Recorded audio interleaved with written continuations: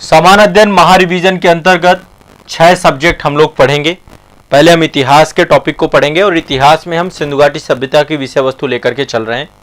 इतिहास के बाद दूसरा सब्जेक्ट जो आपका रहेगा वो रहेगा भारतीय राज्य व्यवस्था का। भारतीय राज्य व्यवस्था में मैं आपको भारतीय संविधान का ऐतिहासिक विकास लेकर के चल रहा हूँ, इसका रिवीजन करवाऊंगा। इसके बाद है आपका भूगोल का। भूगोल में मैंने आपका अपवाह तंत्र प्रारंभ किया है। भारत की जितनी भी नदियां हैं इनको लेकर के हम पूरा रिवीजन करेंगे। और इसके बाद आपका पर्यावरण का सब्जेक्ट है। पर्यावरण में हम पर्यावरण प्रबंधन शब्द को हम पढ़ रहे हैं। इसके बाद अगला है आपका सामान्य विज्ञान। सामान्य विज्ञान में बायो वाला सेक्शन है और सेल को हम पढ़ रहे हैं, कोशिका को लेकर यहाँ पे पढ़ रहे हैं। और इसके बाद है आपकी अर्थव्यवस्था। और अर्थव्यवस्था में जो हमारी चर्चा हो रही है वो हो रही है किस विषय को लेकर के? अर्थव्यवस्था में हम अवसंरचना वाला टॉपिक को पढ़ रहे हैं। तो 1 to 1 एक एक टॉपिक को हम कवर करते जाएंगे, क्लियर करते जाएंगे, रिवीजन करते जाएंगे, आगे बढ़ते जाएंगे। तो शुरुआत करते हैं इतिहास से। और इतिहास में मैंने आपको सिंधु घाटी सभ्यता के स्थलों को लेकर चर्चा की थी। कल हमने 3 स्थलों के बारे में चर्चा किया था। पहला तो आपका हड़प्पा था, और दूसरा आपका मोहनजोदड़ो था, और तीसरा आपका चहुंदड़ो था। ये 3 जो है हमने स्थलों के बारे में चर्चा की थी। आज जो है हम आगे के कुछ प्रमुख स्थलों को लेकर के एक विस्तार से डिस्कशन करेंगे, चर्चा करेंगे। ठीक है, तो चलिए आप लोग तैयार हो जाइए। देखिए अगला स्थल आपका भारत का है, और भारत का बहुत बड़ा स्थल है आपका एक कालीबंगा। ठीक है, एक बहुत बड़ी साइट है भारत में, कालीबंगा साइट। कालीबंगा यानी यहाँ पे काले रंग की चूड़ियां पाई गई थी और इसीलिए इस साइट का नाम कालीबंगा कहा गया। और आप लोगों ने यदि मेरा भारत दर्शन का सेशन देखा हो तो मैंने कालीबंगा में जा करके आप सभी के लिए प्रॉपर एक वीडियो शूट किया था। राजस्थान के हनुमानगढ़ जिले में आपका कालीबंगा की साइट है। कालीबंगा जो है आपका पीलीबंगा में आता है। पीलीबंगा एक जगह है और पीलीबंगा के पास ही कालीबंगा है, उसी के अंदर कालीबंगा है। तो कालीबंगा की खोज किसने की थी? देखो जो आमतौर पे क्वेश्चन आते हैं स्थलों से, या तो ये पूछा जाता है कि इसकी खोज किसने की, उत्खनन किसने करवाया, या इसको लेकर के क्या महत्वपूर्ण चीजें हैं जो यहां से जुड़ी हुई हैं, और किस नदी के किनारे अवस्थित है। तो साइट का नाम है आपके कालीबंगा। कालीबंगा। यदि आप लोगों ने भारत दर्शन का मेरा वीडियो नहीं देखा तो एक बार जरूर देखिएगा। इंडस वैली सिविलाइजेशन की साइट को आप लोग वहां पे अच्छे से रिवीजन भी होगा और देख भी पाएंगे। तो कालीबंगा जो है आपका एक घग्घर नदी के किनारे। किस नदी के किनारे है? घग्घर नदी के किनारे। इसी के जस्ट पीछे घग्घर नदी है। प्राचीन काल में इसी नदी को हम सरस्वती नदी के नाम से जानते हैं। इसी का दूसरा नाम सरस्वती नदी था। अब ये नदी आपकी सूख गई है, मतलब आमतौर पे इसमें इतना ज्यादा पानी नहीं रहता है। ठीक है, इसकी खोज किसने की? कालीबंगा की खोज की A.N. घोष ने। इसकी खोज किसने की? खोजकर्ता का नाम है A.N. घोष। इसके खोजकर्ता A.N. घोष। ठीक है, और कालीबंगा का जो उत्खनन करने का काम किया वो बीबी लाल और B.K. थापर महोदय ने किया। बीबी लाल और B.K. थापर, इन दोनों के द्वारा इस साइट को B.K. थापर, बीबी लाल और B.K. थापर महोदय ने कालीबंगा साइट की उत्खनन करने का काम किया। ठीक है, यह उत्खनन आपका 1960-61 के दौरान पे हुआ था। और ये भारत की काफी राखी गढ़ी के बाद देखें तो सबसे बड़ी साइट आपकी यही है। भारत में सबसे बड़ी साइट देखो, सिंधु घाटी सभ्यता में सबसे बड़ी साइट तो आपकी मोहनजोदड़ो है जो कि पाकिस्तान में है। भारत की बात करें तो भारत में सबसे बड़ी साइट राखी गढ़ी है ना। राखी गढ़ी के बारे में बात करेंगे। राखी गढ़ी आपका हरियाणा में पड़ती है साइट। जींद एक जगह है, जींद के हरियाणा में पड़ती है। सूरज भान जी के द्वारा जो है इसका खोज किया गया था। तो राखी गढ़ी में अभी हम आएंगे। अब देखिए ये कालीबंगा से क्या क्या यहां पे प्राप्त हुआ। पहली बात, जुते हुए खेत का साक्ष्य प्राप्त हुआ। यहां पे जुते हुए खेत का साक्ष्य। ठीक है, जुते हुए खेत के साक्ष्य प्राप्त हुए यहां से। आप लोग यदि मेरे भारत दर्शन के वीडियो में देखेंगे तो मैंने दिखाया भी है कि कौन सा खेत वाला एरिया था। इसके बाद यहां से भूकंप के साक्ष्य भी देखने को मिले हैं। यहां से भूकंप के साक्ष्य भी मिले हैं, हवन कुंड भी मिला है। यहां पे अलंकृत ईंटें मिली हैं। यहां से ईंटें जो मिली हैं वो अलंकृत हैं। अलंकृत ईंटें मिली हैं। इससे भी देखो क्वेश्चन पूछा जा चुका है। अलंकृत ईंटें मिली हैं। हवन कुंड के साक्ष्य मिले हैं। हवन कुंड के साक्ष्य मिले हैं यहां से। देखो जब कभी भी आप देखो, मैं आप लोगों को एक चीज बताता हूं, जब कभी भी आपके पास समय मिले और कभी भी आप लोग टूरिज्म के लिए निकलते हैं, कहीं पर भी है तो आप लोग थोड़ा सा ऐतिहासिक साइटें देखा करो। जैसे आप कालीबंगा जा सकते हो, घूम करके आ सकते हो। हर एक साइट में एक म्यूजियम होता है, म्यूजियम में जो भी सामान यहाँ से निकलता है, उत्खनन के बाद यही सामान नहीं रखा हुआ कि इस साइट में सामान रखा हुआ है, वहां पे एक म्यूजियम बना दिया गया, म्यूजियम में आपको साइट में मिलेगा, ठीक है। और यहाँ पे काले रंग की चूड़ियां मिली हैं, इसी कारण से इसको कालीबंगा कहते हैं। तो काले रंग की चूड़ियां भी यहां से प्राप्त हुई हैं और एक साथ 2 फसल बोने के भी साक्ष्य प्राप्त हुए। अभी भी आप देखते हैं एक साथ 2 फसलें बोई जाती हैं, है ना। गेहूं भी बो दिया, चना भी बो दिया, सरसों भी बो दिया, 3 फसलें भी बो देते हैं अब तो आज के टाइम पीरियड पे। तो एक साथ 2 फसलों के बोने का साक्ष्य भी कालीबंगा में प्राप्त होता है। और लकड़ी की एक नाली प्राप्त हुई है ना। तो जुते हुए खेत के साक्ष्य प्राप्त हुए हैं, भूकंप के साक्ष्य प्राप्त हुए हैं, अग्नि हवन कुंड प्राप्त हुआ है, अलंकृत ईंटें प्राप्त हुई हैं, चूड़ियां प्राप्त हुई हैं, एक साथ 2 फसल बोने के साक्ष्य प्राप्त हुए हैं और लकड़ी की नाली प्राप्त हुई है। ये आपको कालीबंगा से हमें मिलता है, हनुमानगढ़ राजस्थान में आपकी ये साइट पड़ती है। तो एक तो आपकी ये साइट है, एएन घोष के द्वारा इसकी खोज की गई, बीबी लाल और बीके थापर के द्वारा इसका उत्खनन किया गया, ये ध्यान रखना। अब देखो एक साइट आपकी बहुत इंपॉर्टेंट साइट है, यहां पे लेकर के जा रहा हूं। ये साइट है आपकी लोथल। लोथल बहुत क्वेश्चन पूछे गए लोथल से कि लोथल किस नदी के किनारे है। तो लोथल आपका भोगवा नदी के किनारे है। किस नदी के किनारे है? भोगवा नदी। पहले तो इसकी नदी लिख लीजिए, ठीक है। भोगवा और साबरमती का संगम है यहां पे। मैं एक बार थोड़ा सा आपको दिखाना चाहता हूं, ये आप देख पा रहे हैं,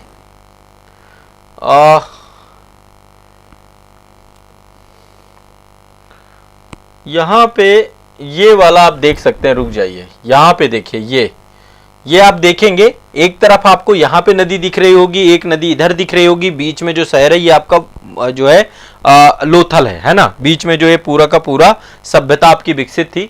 तो भोगवा और साबरमती के संगम पे आमतौर पे भोगवा ही लगाइएगा आप, ठीक है। नदी कौन सी है यहाँ पे? भोगवा। भोगवा नदी का, ठीक है, क्षेत्र है, केंद्र है।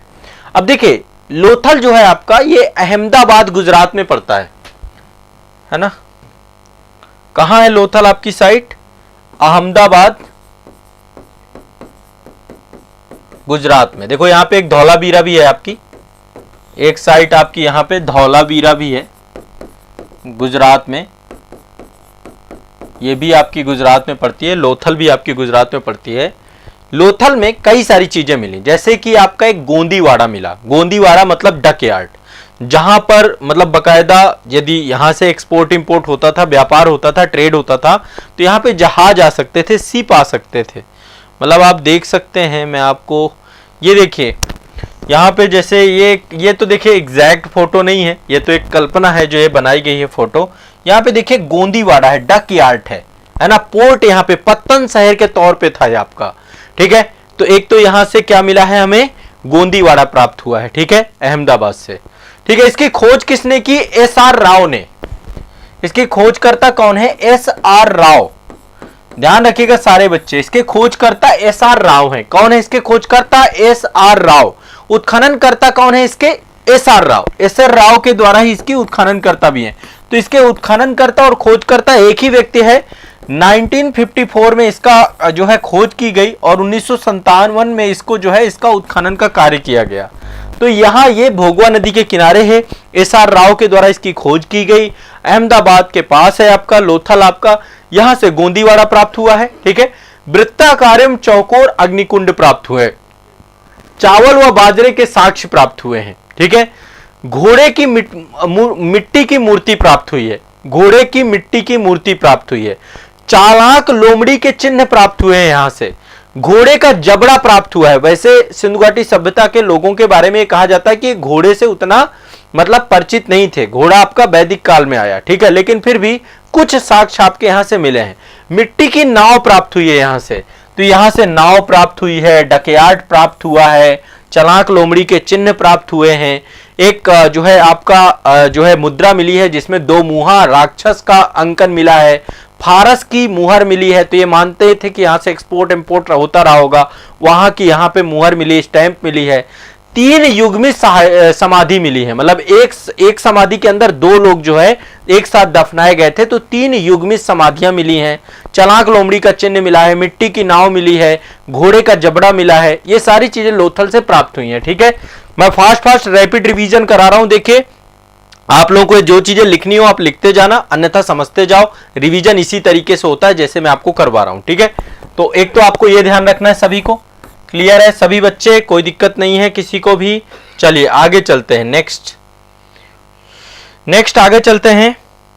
अगला है आपका, ठीक है, लोथल हो गया। लोथल के बाद अगली जो साइट है वो है बनावली।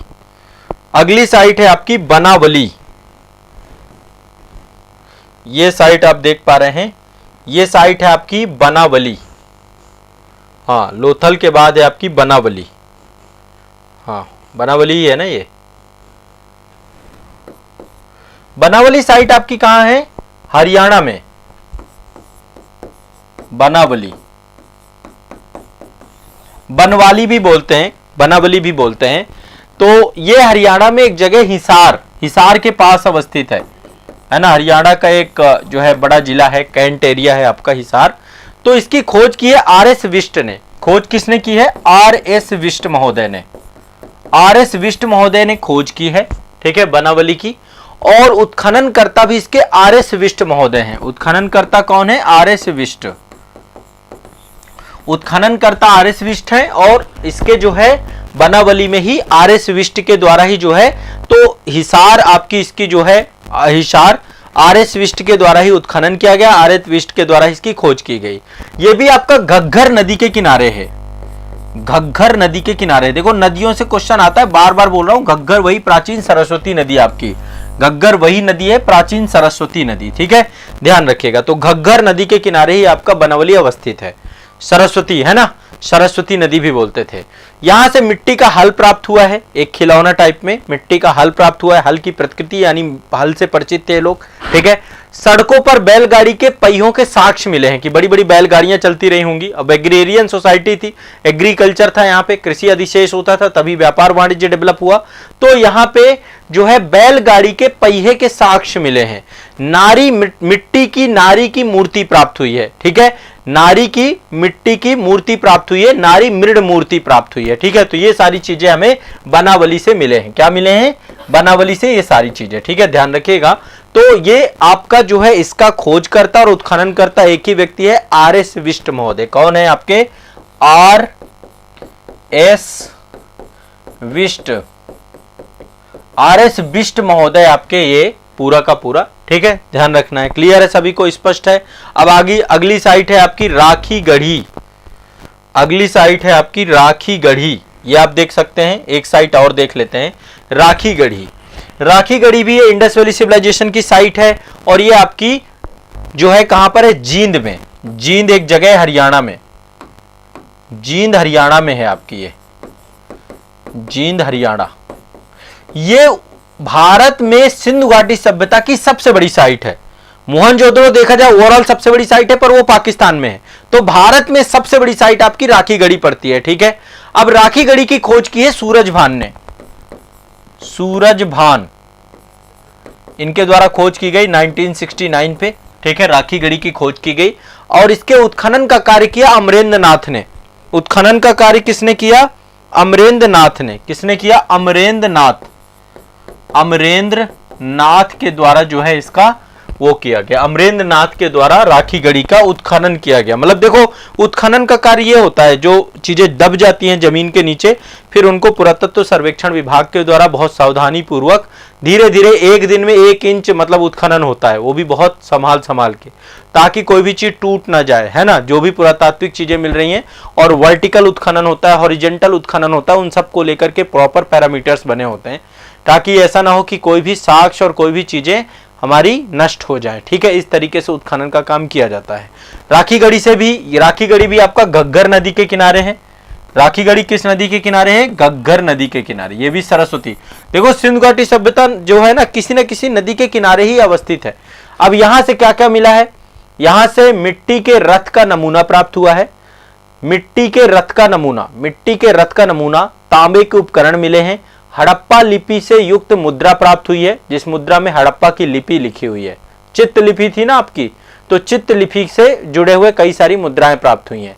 तो राखीगढ़ी जींद हरियाणा में पड़ता है। खोजकर्ता सूरजभान है, उत्खननकर्ता अमरेंद्र नाथ है, ठीक है। आगे चलते हैं, नेक्स्ट है रोपण। अगली साइट है आपकी रोपण। रोपण आपकी पंजाब की साइट है। अगली साइट है रोपण। रोपण आपकी कहां है? पंजाब की साइट, पंजाब में है आपका रोपण। लास्ट साइट आज के लिए, बाकी फिर नेक्स्ट सेशन में देखेंगे। एक जगह पड़ती है रूपनगर, है ना, पंजाब में ही एक जगह है रूपनगर। तो रूपनगर में आपका ये रोपण साइट है आपका, ठीक है, पंजाब के रूपनगर में आपका है। ये आपका सतलज नदी के किनारे अवस्थित है। किस नदी के किनारे अवस्थित है? सतलज नदी के किनारे अवस्थित है आपका, सतलज नदी के किनारे अवस्थित है रोपण, ठीक है। और इसकी खोज बीबी लाल के द्वारा की गई, जिन्होंने कालीबंगा का उत्खनन किया था, खोज की गई बीबी लाल जी के द्वारा इसके खोज की गई।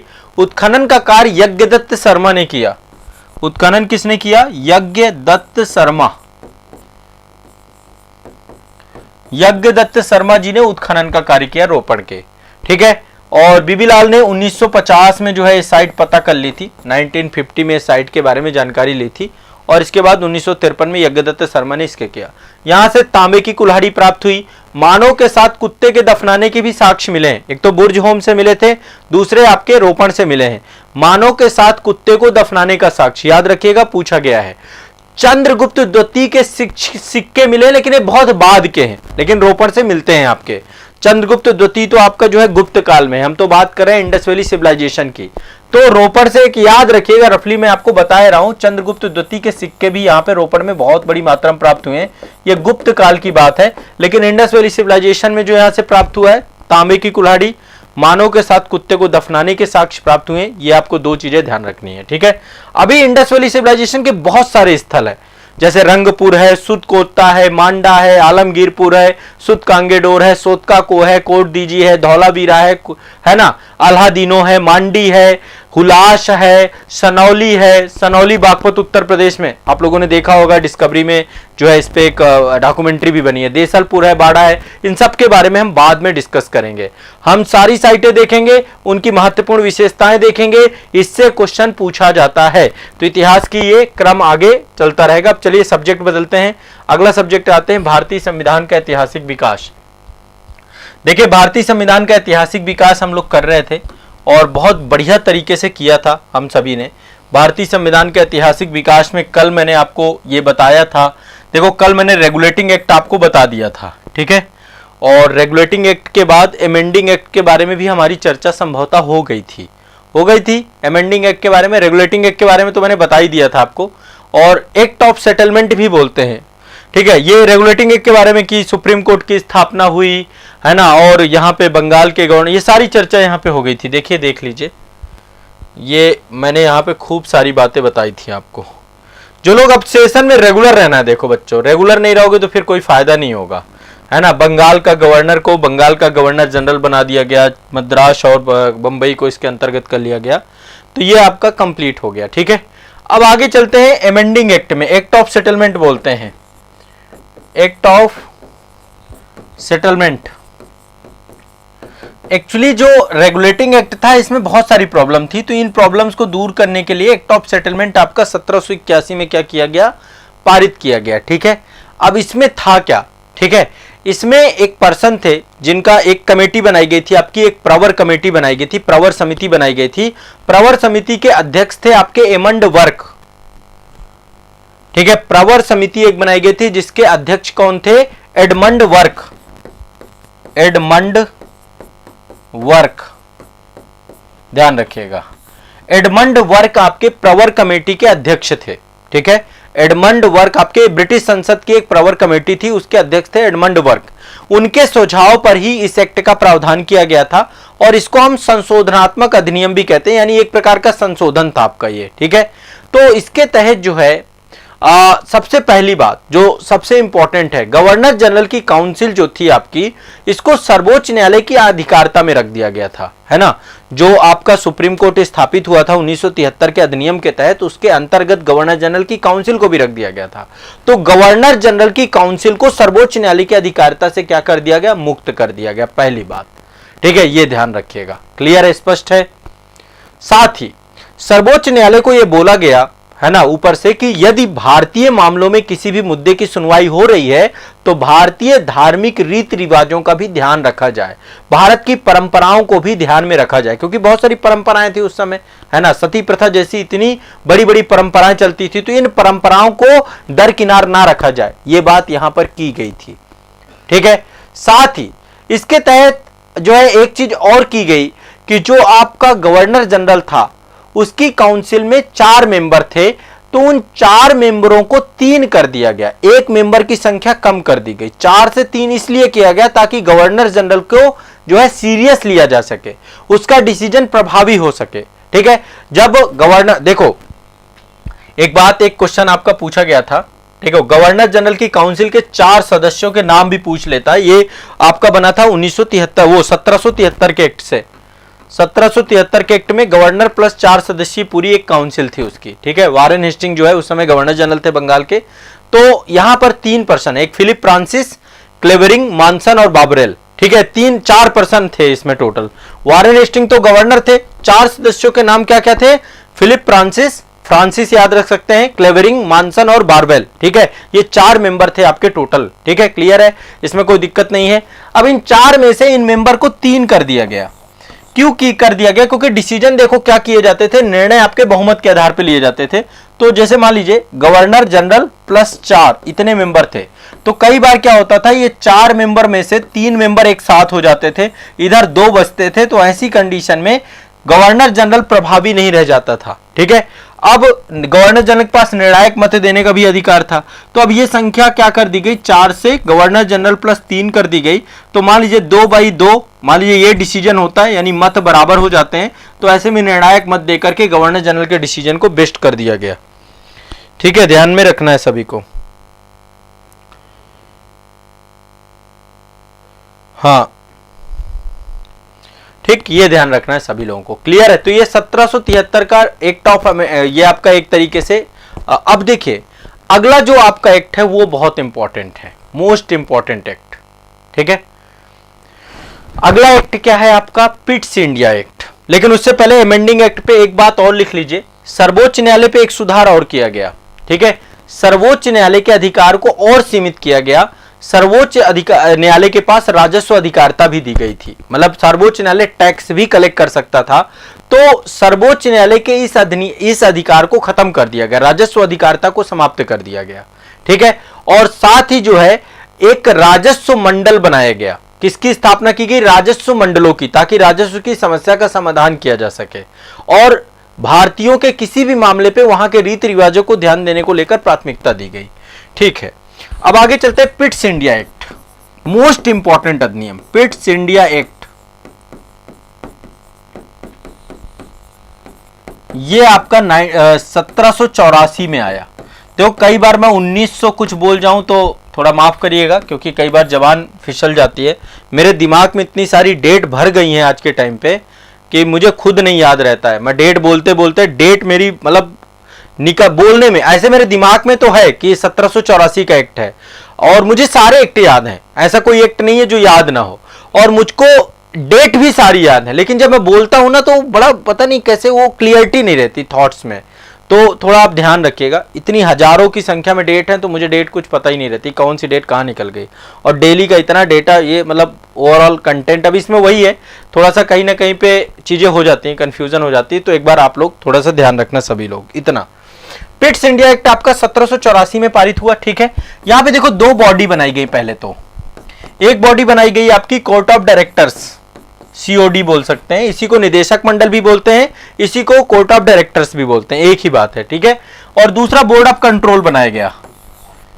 ठीक है, बोर्ड ऑफ कंट्रोल, नियंत्रक मंडल, एक बोर्ड ऑफ कंट्रोल बनाया गया, एक कोर्ट ऑफ डायरेक्टर्स बनाया गया। ठीक है, दोनों के काम को क्या किया गया, अलग अलग बांट दिया गया। इसको बोला भैया तुम व्यापार संभालो, ठीक है, और इसको बोला गया भैया तुम शासन संभालो, तुम प्रशासन संभालो। ठीक है, बोर्ड ऑफ कंट्रोल के पास प्रशासन दे दिया गया और कोर्ट ऑफ डायरेक्टर्स के पास व्यापार दे दिया गया कि तुम व्यापार संभालो। ठीक है, क्लियर, स्पष्ट है। अब देखिए पिट्स इंडिया एक्ट बहुत ज्यादा कॉम्प्लिकेशन था। पिट्स इंडिया एक्ट से पहले भी कई सारे एक्ट आए थे, एक दंडाज अधिनियम लेकर के आया गया था, और ये अधिनियम भी आपका मतलब पारित नहीं हो पाया वहां पे। ठीक है, चूंकि रेगुलेटिंग एक्ट में कई सारी प्रॉब्लम्स थी, तो रेगुलेटिंग एक्ट के बाद अमेंडिंग एक्ट आया। अमेंडिंग एक्ट में कुछ प्रॉब्लम सॉल्व तो हुई लेकिन पूरी तरीके से सॉल्व नहीं हुई। तो 1783 में वहां पे फॉक्स करके, मतलब एक फॉक्स वहां के प्रधानमंत्री थे, तो उनके द्वारा एक दंडाज अधिनियम लेकर के आया गया। लेकिन दंडाज अधिनियम आपका पारित नहीं हुआ, तो फिर फॉक्स का भारतीय विधेयक लाया गया, यह भी पारित नहीं हुआ। ये दोनों विधेयक पारित नहीं हुए, दंडाज अधिनियम नहीं पारित हुआ और फॉक्स का भारतीय विधेयक भी पारित नहीं हुआ। तो इसके बाद जो है वहां पर उनकी सरकार गिर गई, ये समझ लीजिए, ठीक है। लॉर्ड नॉर्थ और फॉक्स की गठबंधन सरकार थी उस समय, ठीक है। लॉर्ड नॉर्थ आपको पता है बाद में यहाँ के गवर्नर भी रहे। तो लॉर्ड नॉर्थ और फॉक्स की सरकार को क्या करना पड़ा, गठबंधन सरकार को त्यागपत्र देना पड़ा, ठीक है। और ये पहला और अंतिम मामला था कि किसी भारतीय मुद्दे पर इतना कॉम्प्लिकेशन हो गया, फिर पिट्स वहां के प्रधानमंत्री बने और फिर उनके द्वारा एक्ट लाया गया, इसीलिए इसका नाम है पिट्स इंडिया एक्ट। पिट्स वहां के प्रधानमंत्री थे, ठीक है। उससे पहले वहां पे लॉर्ड नॉर्थ और फॉक्स की गवर्नमेंट थी, तो वो गवर्नमेंट आपकी गिर गई। तो भारतीय मुद्दे पर पहला और अंतिम दृष्टांत है जो पूरा का पूरा ये मैटर होता है। अब यहां पे जो नियंत्रक, बोर्ड ऑफ नियंत्रक, ये बोर्ड ऑफ कंट्रोल, ये 6 सदस्यीय था, 6 सदस्यीय, एक रफली आइडिया ये ले लीजिए। और कोर्ट ऑफ डायरेक्टर्स में जो बोर्ड ऑफ डायरेक्टर्स होते हैं, कोर्ट ऑफ डायरेक्टर्स जो भी आप कहें, वो तो आपके थे ही थे, ठीक है। अब यहां पर राजनीतिक क्रियाकलाप सारे इनको दे दिए गए, चाहे वो सैनिक हो, चाहे असैनिक हो, चाहे राजस्व संबंधित हो, इनका सबका नियंत्रण और निर्देशन का काम ये करेगा।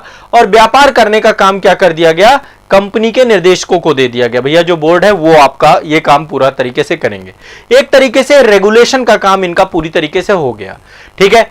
अब ऐसी स्थिति में एक पॉइंट यहां पर और कर दिया गया कि बोर्ड ऑफ कंट्रोल की अनुमति के बिना गवर्नर जनरल किसी भी भारतीय राजा के साथ संघर्ष ना तो आरंभ करेगा और ना तो सहायता देने का अधिकार रहेगा उसका। कई बार गवर्नर जनरल क्या करता था, संधियां कर लेता था ना, तो बोर्ड ऑफ कंट्रोल से आपको पूछना पड़ेगा। जब तक बोर्ड ऑफ कंट्रोल आपको अनुमति नहीं देता है तब तक आप किसी भी राजा के साथ ना तो उलझेंगे और ना तो उससे किसी प्रकार की संधि देंगे, ठीक है। अब समस्या क्या थी, इनकी जो नियुक्ति करता था वो सम्राट करता था। आप सोचिए इनकी नियुक्ति कौन कर रहा था, वहां का राजा। तो ओवरऑल बोर्ड ऑफ कंट्रोल किसके नियंत्रण में था, ब्रिटेन के राजा के।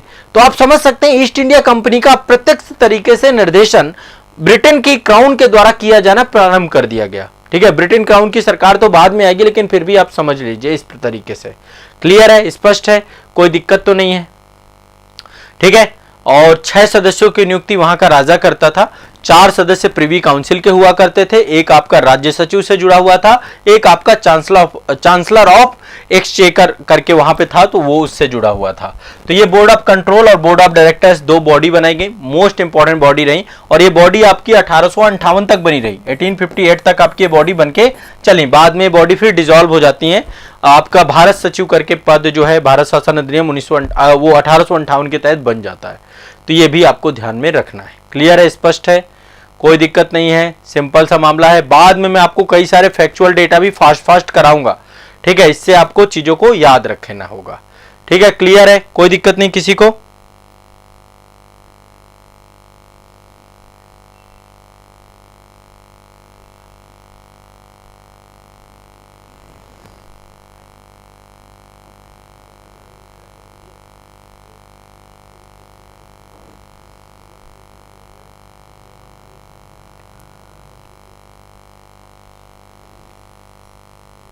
कहां पे क्या हो गया, इत्मीनान से पढ़ाई करिए, इत्मीनान से क्लास करिए, कोई दिक्कत नहीं है।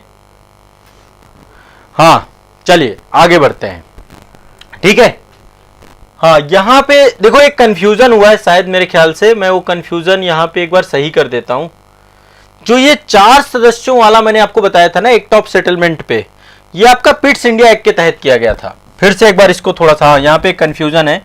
1773 के तहत 1+4,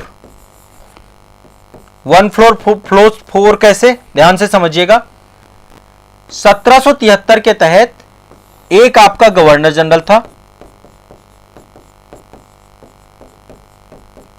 जनरल था, प्लस 7 सदस्य, 4 सदस्य ये थे। मैंने आपको एक्ट ऑफ सेटलमेंट में शायद आपको बताया है, तो इसको आप सुधार कर लीजिएगा। 1784 के एक्ट के तहत इन 4 सदस्यों को 1+3 कर दिया गया। बाकी कहानी सारी वही है, बस एक्ट आपको चेंज कर लेना है। 1781 के एक्ट में नहीं था, ये 4 की संख्या, ये मतलब आपको थोड़ा सा कंफ्यूजन हो गया मुझे, तो ये 4 आपकी जो संख्या 3 हुई थी ये 1784 के एक्ट से हुई थी, पिट्स इंडिया एक्ट के माध्यम से हुई थी। ये आपको थोड़ा सा कंफ्यूजन क्लियर कर लेना है, ठीक है।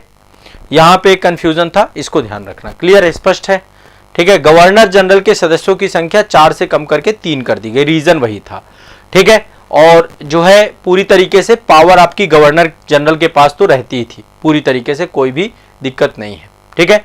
और मतलब कि यदि भारत में जितने भी अंग्रेज अधिकारी नियुक्त किए गए थे वो यदि कोई भी अवैध काम करते हैं तो उसके लिए इंग्लैंड में एक अलग से कोर्ट स्थापित कर दिया गया, भारत में सुप्रीम कोर्ट तो बनाया गया। और एक चीज और समझिए, अंग्रेजों ने एक बहुत बड़ा डिस्क्रिमिनेशन जो करके रखा था हमारे साथ, कि यदि कोई अंग्रेजों का मामला आता था तो उसको अंग्रेज अधिकारी ही सुनता था, अंग्रेज न्यायाधीश ही सुनता था, उसको भारतीय नहीं सुन सकते थे।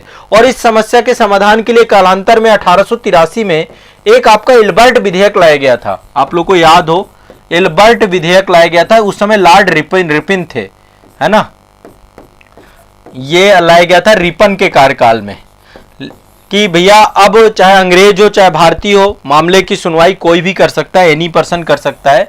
लेकिन फाइनली जो है आपको पता है इसका बहुत विरोध हुआ और इल्बर्ट विधेयक को वापस लेना पड़ा। और इल्बर्ट विधेयक जो है वापस लेना भारतीय, जो एक तरीके से भारतीयों में राष्ट्रवाद की भावना के विकास में बहुत महत्वपूर्ण योगदान इस विधेयक के द्वारा किया गया था। तो ये आपके 2 एक्ट हो गए, 1781 का बता दिया, 1784 का एक्ट बता दिया। अब नेक्स्ट सेशन में आपको 1786 का एक एक्ट और देख लो। एक एक्ट आया था, छोटा सा एक्ट है आपका बिल्कुल, 1786 का अधिनियम आया था, एक्ट ऑफ 1786। ये अधिनियम आया था गवर्नर जनरल को स्पेशल पावर देने के लिए, ठीक है। अब दरअसल आपको पता होगा 1776 में अमेरिकी क्रांति हुई थी, अमेरिका में क्रांति हुई थी। और अमेरिका भी पहले किनके अंतर्गत था, अंग्रेजों का ही शासन था, यहाँ पे ब्रिटेन का ही शासन था। और मजे की बात बताऊं, इस क्रांति में कॉर्नवालिस इस पूरे मुद्दे को देख रहा था, कॉर्नवालिस लीड कर रहा था यहाँ पे।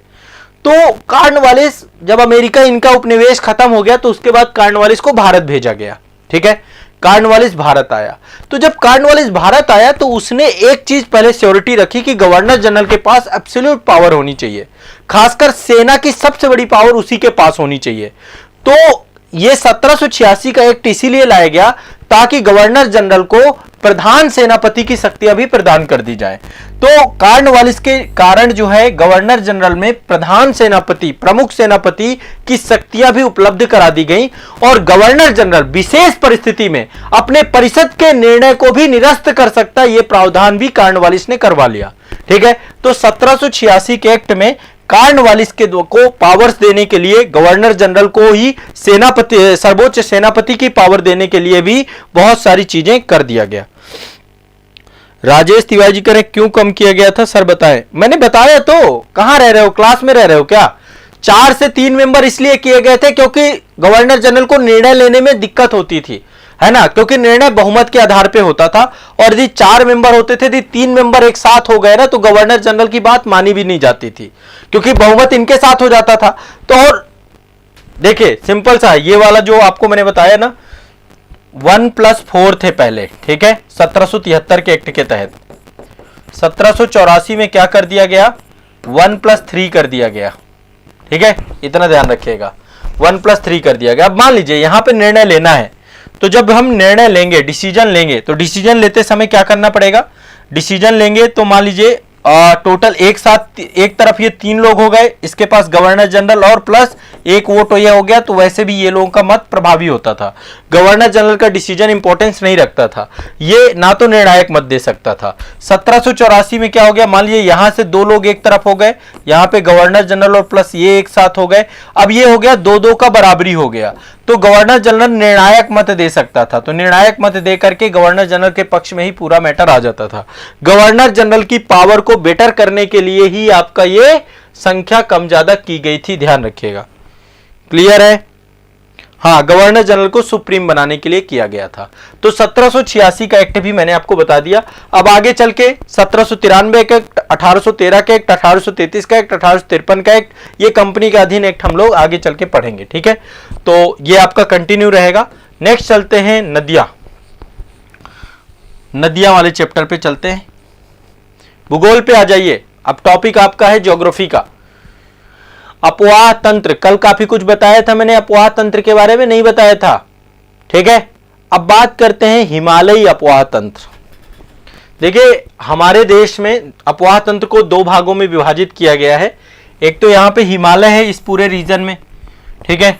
हिमालय में बड़े बड़े ग्लेशियर्स हैं आपके, हिमालय में क्या है, बड़े बड़े हिमनद हैं, हिमनद, ठीक है, ग्लेशियर हैं, काफी सारे ग्लेशियर हैं।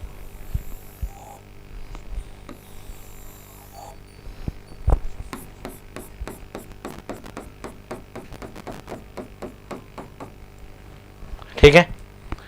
अब यहां से क्या है, बहुत सारी नदियां निकली हैं। एक सिंधु नदी निकली हुई है, इधर गंगा नदी आपकी है, इधर आपकी ब्रह्मपुत्र नदी है, और इनकी फिर सहायक नदियां हैं, बहुत सारी इनकी सहायक नदियां इनसे आकर के जुड़ी हुई हैं, सभी से बहुत सारी क्या है इनकी सहायक नदियां हैं, ठीक है। कुछ इस तरीके से सहायक नदियां कई सारी, आप अब हम लोग एक एक करके सभी को पढ़ेंगे। मैं आपको नदियां पूरी याद करा दूंगा, सेशन में रहना, नदियों से एक सिंगल क्वेश्चन भी हम गलत करने वाले नहीं है। ये पूरा आपका जो है एक उत्तर भारत में हिमालयी नदी तंत्र बनता है, जो कि काफी बड़ा है, ठीक है। तो हिमालय के उत्पत्ति से पहले यहां पर तिब्बत वाला क्षेत्र था। जब हिमालय आपका बना उससे पहले आपका तिब्बत वाला क्षेत्र था। मैं हिमालय की उत्पत्ति अलग से एक चैप्टर में पढ़ाऊंगा। तो वहां पर एक झील है मानसरोवर झील, तिब्बत में मानसरोवर झील है, ठीक है। चेमा युंगडुंग ग्लेशियर है यहाँ पर, और चेमा युंगडुंग ग्लेशियर के पास मानसरोवर झील से कई सारी नदियां निकलती हैं और भारत के इस तंत्र को और प्रभावी करती हैं, ठीक है। तो तिब्बत से देखो, चीन से बहुत सारी नदियां निकलती हैं हमारी, सिंधु वहीं से आती है, वहीं से सांगपो आती है आपकी, ब्रह्मपुत्रा है ना, गंगा तो भारत से निकलती है ना, भारत में गंगा बनती है। बट यहां पे देखिए, इस जगह पे, यहां पे ये वाला जगह देख रहे हैं आप, यहां से ये आपका मानसरोवर झील है तिब्बत वाले क्षेत्र में। यहां से दो नहीं तीन बड़ी नदियां निकलती हैं इसके पास से, मैं आपको एक एक करके बताता हूं। एक तो हमारी ये सिंधु नदी है, ठीक है। दूसरी नदी यहीं पर एक जगह है राकसताल, जैसे यहां पे मानसरोवर है तो मानसरोवर के पास राकसताल है, तो राकसताल से एक नदी निकलती है हमारी सतलज, एक नदी आपकी सतलज निकलती है, ठीक है। अभी इनको लेकर के हम जब सिंधु नदी तंत्र पढ़ेंगे अलग अलग पढ़ेंगे, सिंधु अलग पढ़ेंगे, गंगा अलग पढ़ेंगे, ब्रह्मपुत्र अलग पढ़ेंगे, और मैं आपको ये सारी याद करा दूंगा, ठीक है।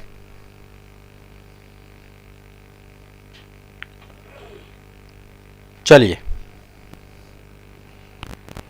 हाँ, तो किसी को सब समझ में आ रहा है ना, कोई दिक्कत तो नहीं ना, बहुत चीजें ऐसा नहीं कॉम्प्लिकेटेड नहीं है, आसान है, इजी है, ठीक है, आराम आराम समझते जाओ बस। तो ये राकसताल है, यहीं पर आपका मानसरोवर झील है, यहां से आपकी सिंधु निकलती है, यहां से आपकी सतलज निकलती है राकसताल के पास से।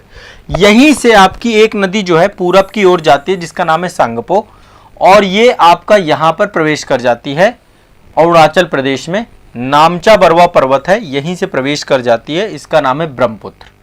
ब्रह्मपुत्र का तीन चार नाम है, इसको जो है तिब्बत में सांगपो कहते हैं, सांगपो कहते हैं, जब ये असम वाले क्षेत्र में आ जाती है तो इसको ब्रह्मपुत्र कहते हैं, और जब यही बांग्लादेश में चली जाती है तो इसको जमुना कहते हैं। क्या बोलते हैं? जमुना, यमुना नहीं जमुना, यमुना अलग है, जमुना अलग है, ठीक है। और फिर ये जाकर के पद्मा से मिल जाती है ना, पद्मा हमारी गंगा जब, अब इसी तरीके से यहां से देखिए, यहां पे गंगोत्री ग्लेशियर है, गंगोत्री ग्लेशियर और सतोपत ग्लेशियर, सतोपत से अलकनंदा निकलती है, गंगोत्री से आपकी भागीरथी निकलती है। तो अलकनंदा और भागीरथी दोनों देवप्रयाग में आपस में मिलती हैं, और जब देवप्रयाग में आपस में मिलती हैं तो वहीं से बनती है आपकी गंगा। और गंगा लगातार अपनी सतत यात्रा 5 राज्यों से होते हुए, उत्तराखंड, उत्तर प्रदेश, बिहार, झारखंड, पश्चिम बंगाल होते हुए बांग्लादेश में प्रवेश कर जाती है। और जब बांग्लादेश में प्रवेश करती है तो यहां पर इसका नाम हो जाता है पद्मा। अब देखो, गंगा के मैं कुछ नाम लिख रहा हूं, थोड़ा सा एक रैपिड रिवीजन हो जाएगा आपका। वैसे मैं अलकनंदा नदी तंत्र अलग से पढ़ाऊंगा, क्योंकि यहां पर उत्तराखंड में ना अलकनंदा में बहुत सारी नदियां मिलती हैं, पंच प्रयाग का कॉन्सेप्ट है, वो चीजें हम बाद में पढ़ेंगे। बट यहां पे आपको रफली मैं आपको बता देता हूं, ये वाला रीजन जो आप देख पा रहे हैं यहां पे, ये वाला रीजन, ठीक है। जब नदी निकलती है तो पहले शुरुआत में इसका नाम रहता है भागीरथी, भागीरथी का ही अलकनंदा में संगम होता है देवप्रयाग में, तो इसका नाम गंगा हो जाता है, ठीक है। फिर ये गंगा हो जाती है आपकी, गंगा के नाम से रहती है। और गंगा जब फरक्का के पास दो भागों में बट जाती है, गंगा फरक्का में दो भागों में बट जाती है, इसकी एक ब्रांच चली जाती है बंगाल, जिसमें इसका नाम हुगली हो जाता है। ठीक है, इसकी ही वितरिका है, गंगा की ही वितरिका हुगली है, तो हुगली आपकी एक ब्रांच तो चली जाती है यहां पे, इसको हुगली बोलते हैं। और जो इसका हिस्सा भारत में रहता है फिर इसे भागीरथी कहते हैं। अगेन इसको भागीरथी के नाम से जानते हैं। मैं आगे चल के जब आपको डिटेल में गंगा नदी तंत्र पढ़ाऊंगा तब बताऊंगा। और जब गंगा बांग्लादेश में प्रवेश करती है तो इसका नाम पद्मा हो जाता है। ध्यान से समझिएगा, पद्मा हो जाता है। ठीक है, पद्मा से कौन मिलता है? जमुना। जमुना क्या है? ब्रह्मपुत्र, असम वाले क्षेत्र से आती है आपकी ये। ठीक है, अब पद्मा से मिलती है मेघना। ठीक है, पद्मा से कौन सी नदी मिलती है? यहां से मेघना नदी मिलती है। तो ये जो संयुक्त धारा है अंतिम रूप से इसका नाम हो जाता है मेघना। मेघना, सोचो कितने सारे नाम हैं। भागीरथी के रूप में निकलती है गंगोत्री ग्लेशियर से, फिर गंगा हो जाती है, गंगा से तीसरे नंबर में भागीरथी फिर हो जाती है भारत में, मतलब बांग्लादेश में, बांग्लादेश में प्रवेश करने से पहले भारत का जो हिस्सा है वो वाला चीजें है ना। तो ये ध्यान रखिएगा सभी लोग। ठीक है, और इसके बाद अब चलिए एक एक करके थोड़ा सा पहले बेसिक समझ लेते हैं। हिमालय का अपवाह तंत्र, ये तीन प्रमुख बड़ी नदियों का और इनका समन्वित जितना भी नदी है। तो आपको सभी को पता है कि ये जो वाला क्षेत्र है ना, बंगाल की खाड़ी और इधर अरब सागर है। सिंधु आपकी अरब सागर में जाके गिरती है और ब्रह्मपुत्र और आपकी गंगा ये दोनों बंगाल की खाड़ी में जाके गिरती हैं। ठीक है, और इनकी सहायक नदियां बहुत सारी हैं। सहायक नदी हम लोग आगे चल के डिटेल से देखेंगे। अब देखो हिमालय की उत्पत्ति कैसे हुई, टेथिस भूसन्नति क्या है, प्लेट विवर्तनी की सिद्धांत क्या है, ये मैं आगे चल के आपको पढ़ाऊंगा। जब हिमालय की बात आएगी तो वहां पे डिस्कस करेंगे। अभी हम नदी तंत्र कह रहे हैं। अब इन नदियों की बात करें, आपको देखो इन नदियों की बात, सबसे बड़ी बात क्या है, ये सभी नदियां पूर्ववर्ती नदियां हैं। कैसी नदियां हैं ये? पूर्ववर्ती नदियां। खासकर सिंधु, अब आपको लगेगा पूर्ववर्ती नदी सर किसे कहते हैं? पूर्ववर्ती नदी, इनको क्या बोलते हैं? पूर्ववर्ती नदी। यानी कि हिमालय से पहले भी ये नदियां बहती थीं। हिमालय की उत्पत्ति से पहले आपको पता है यहां पे ये यूरेशियन प्लेट हुआ करती थी, तो पहले भी ये नदियां बहती थी हिमालय से बनने से पहले। ठीक है, एंसीडेंट नदी बोलते हैं, एंसीडेंट रिवर कहा जाता है इनको। तो यहां पर ये पूर्ववर्ती नदियां थी, सिंधु, सतलज और ब्रह्मपुत्र, ये पहले भी बहा करती थी यहां पर ये नदियां। कालांतर में क्या हुआ? प्लेट विवर्तनी के सिद्धांत के कारण, कोबर के भूसन्नति सिद्धांत के कारण, उसमें हम व्याख्या डिटेल में देखेंगे, हिमालय की उत्पत्ति हो जाती है। यानी कि इन नदियों के बीच में एक बाधा उत्पन्न हो जाती है, काफी विशाल पर्वत श्रेणी का जो है उदय हो जाता है। पर ये नदियां अपना मार्ग नहीं बदलती, बल्कि ये क्या करती हैं? हिमालय को कट कर देती हैं। देखो मैं एक चीज, नदी का एक स्वभाव बताता हूं। मान लीजिए कोई नदी यहां पे बह रही है और इसके बीच में कोई अवरोध आ गया, है ना, कोई अवरोध आ गया, बड़ा अवरोध आ गया, स्थल भाग, कोई भ्रंश हो गया, कुछ भी हो गया, कोई फॉल्ट पड़ गया, तो ये क्या करेगी? ये नदी इसको काट देगी। नदी अपने स्वाभाविक मार्ग से ही बहेगी, नदी इसको काट देगी और जितना गहरा हो सकेगा उतने गहरे, जितनी गहराई से बहती थी। और नदी देखो हमेशा समुद्र तल के बराबर में बहती है, जो समुद्र तल की हाइट होती है उसी तल के हाइट से बहती है नदी। ठीक है, उसके नीचे जो स्लोप होता है समुद्र तट वाला वो होता है। ठीक है, हाँ, तो यहां पे हमारी जो बात चल रही है, हमारी बात चल रही है ये कि ये पूर्ववर्ती नदियां थी, यानी कि हिमालय से पहले भी ये नदियां बहती थीं। जब इसमें हिमालय आया तो इस हिमालय को इन्होंने काट दिया। ठीक है, और अपनी दिशा को पहले की तरह बना के रखा। और बृहद हिमालय को काटने के कारण से इन्होंने बड़े बड़े गार्ज बनाए, इनको हम खड्डे भी बोलते हैं। दो शब्द आप सीखेंगे यहां पे, एक तो गार्ज, दूसरा शब्द है आई आकार की घाटी। आई आकार की घाटी, देखो ये भी क्वेश्चन कई बार पूछता है ना। जब कोई नदी बहती है ना तो नदियां दो प्रकार की घाटियां बनाती है, एक तो वी आकार की घाटी बनाती है नदी और आई आकार की घाटी बनाती है। कभी भी आप पर्वतीय क्षेत्रों में जाएंगे तो जैसे मान लीजिए आप उत्तराखंड ही चले जाएं, उत्तराखंड में आप देखेंगे गंगा काफी नीचे से बहती है, ऊपर सड़कें बनी हुई है, गंगा नीचे बह रही है। तो दरअसल उसने गार्ज बना रखा है ना। नदी क्या करती है? गार्ज बनाती है। एक तो वी आकार की घाटी बनाती है, हिमानी यू आकार की घाटी बनाती है। हिम नदी जो होती है वो यू आकार की घाटी बनाती है और आई आकार की घाटी बनाती है, खासकर सिंधु। तो इन नदियों ने क्या किया? हिमालय को बीच से चीर दिया है, हिमालय को बीच से चीर दिया है इन्होंने। ठीक है। सिंधु गार्ज जम्मू कश्मीर में देखने को मिलता है और सिंधु नदी के द्वारा बनाया गया है। सतलज नदी के द्वारा सीपी किला गार्ज बनाया गया है। सतलज नदी ने क्या बनाया, यहां पे सीपी किला गार्ज बनाया है, ठीक है। और कोरबा गार्ज अरुणाचल प्रदेश में ब्रह्मपुत्र ने बनाया है। जब भारत में प्रवेश करती है, यहां पे नामचा बरवा के पास कोरबा गार्ज बनाया है। तो गार्ज आपका आई आकार की घाटी है, इसी को महाखड्ड भी कहा जाता है। काफी बड़ा, बिल्कुल सीधा लंबवत पहाड़ को ऐसे लगता है नदी ने बीच से चीर दिया है, ठीक है। तो इनको महाखड्डों का निर्माण ये करती हैं, इनको आई आकार की घाटी कहते हैं, ठीक है। हिमालय जैसे जैसे ऊपर उठता गया, अभी भी हिमालय धीरे धीरे उठता जा रहा है, तो ये नदियां उसको काटती चली जा रही हैं, ठीक है। और जो है नदी घाटियों का विकास हुआ। हिमालय को जो है आपको पता है, अब हिमालय में भी जो है हिमनदों से भी बहुत सारा पानी आता है, बर्फ का पार जो है वो होता है। तो यहाँ पे नदियां जो है लगातार अपना जो है स्तर बनाए रखती हैं, नदियां अपना रास्ता नहीं बदलती हैं, और इन नदियों को ही हम क्या कहते हैं, ठीक है। तो ये आपको ध्यान में रखना है। क्लियर है, स्पष्ट है।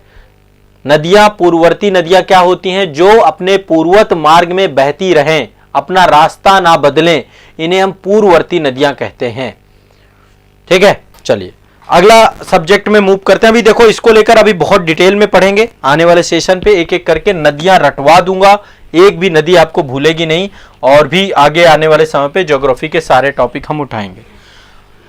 पर्यावरण में मैं आपको एक टॉपिक लेके चल रहा था, पर्यावरण प्रबंधन का।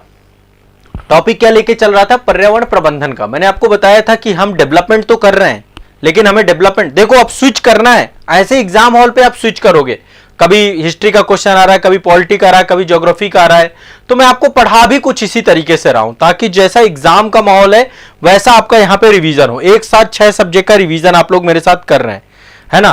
तो बस उसी तरीके से लेकर के चल रहे हैं। कल हमने टॉपिक चालू किया था इन्वायरमेंटल मैनेजमेंट से, ये इंपॉर्टेंट टॉपिक है, इससे क्वेश्चन आपके बनते हैं, ठीक है। तो पर्यावरण को लेकर के एक बार थोड़ा सा चीजों को समझने का प्रयास करिए। मैंने आपको कल बताया था कि हमें पर्यावरण का अविवेकपूर्ण दोहन नहीं करना है ना। पर्यावरण की सुरक्षा करना है, जैव विविधता का नियंत्रण करना है, प्रदूषकों का उत्सर्जन का नियंत्रण करना है, पर्यावरण की गुणवत्ता में वृद्धि करना है, पर्यावरणीय शिक्षा सबको देनी है। ये हमने सारी बात कही थी, और इसी को पर्यावरण प्रबंधन कहते हैं, है ना। पर्यावरण के क्षेत्र में अध्ययन और अनुसंधान को बढ़ावा देना है, ये सारा काम करना है, और लगातार आप देख रहे हैं इसको लेकर के काम किया जाता है। संसाधनों का संरक्षण करना पर्यावरण प्रबंधन की अनिवार्य शर्त है। इसी को हम पर्यावरण नियोजन भी कहते हैं। टर्म्स आपका कभी भी एक पूछा जा सकता है, पर्यावरण नियोजन शब्द भी आपसे पूछा जा सकता है। तो आप पर्यावरण नियोजन को कैसे परिभाषित करेंगे, पर्यावरण नियोजन को आप परिभाषित करिए, पर्यावरण के संसाधनों का संरक्षण करना ही पर्यावरण नियोजन है। अब इससे होगा क्या, पर्यावरण नियोजन या पर्यावरण प्रबंधन, जब हम पर्यावरण प्रबंधन की बात करेंगे, पर्यावरण नियोजन की बात करेंगे, तो क्या होगा, गुणवत्ता में वृद्धि होगी, है ना। जब पर्यावरण संरक्षण हम करेंगे तो संसाधनों की गुणवत्ता में वृद्धि होगी। हम अन्य विकल्पों को तलाशेंगे, जैसे अभी हम अल्टरनेटिव एनर्जी की तरफ जा रहे हैं, है ना, क्योंकि और बहुत सारी गैसों को हमने बंद कर दिया। हम जो है अधिकाधिक विकास करने की प्रयास करेंगे, कम पर्यावरण की क्षति को लेकर के। तो संरक्षण और विकास एक सिक्के के दो पहलू हैं, और एक दूसरे के पूरक भी हैं।